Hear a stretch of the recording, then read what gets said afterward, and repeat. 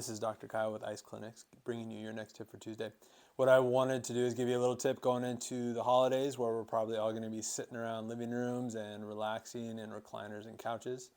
And just to help better protect your spines, I'm going to talk about what to do when you find yourself in those positions. So a lot of furniture nowadays, and this would hold true not just at home, but even like in a car, we kind of have this rounded scooped shape back here that very often promotes us slumping in this position.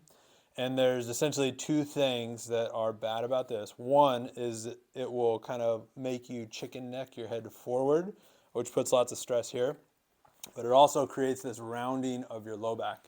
And depending on the degree of rounding, maybe there's just a little bit, or maybe there's a lot, that can put you with a lot of compression on your low back, which just sets the stage for you having an injury or causing some sort of strain or irritation to the low back. So if you catch yourself in a couch that's promoting this, one thing you need to do is find some type of cushion, whether it be a pillow or even a jacket or a coat, and better support the curvature in your lumbar spine. So you can kind of feel what's more comfortable for you, just varying degrees of your spine.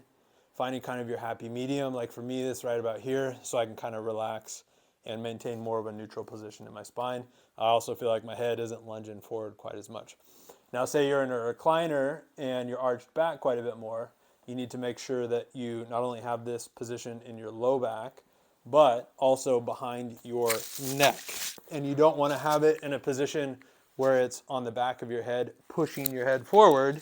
You want to have it in your neck to where you can kind of cradle backwards. Now, obviously, this thing's pretty thick, so I'm not showing you a true representation.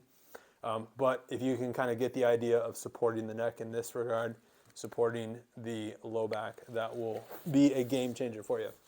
One other thing to consider is if you have like an ottoman, we'll say a high ottoman or a low ottoman.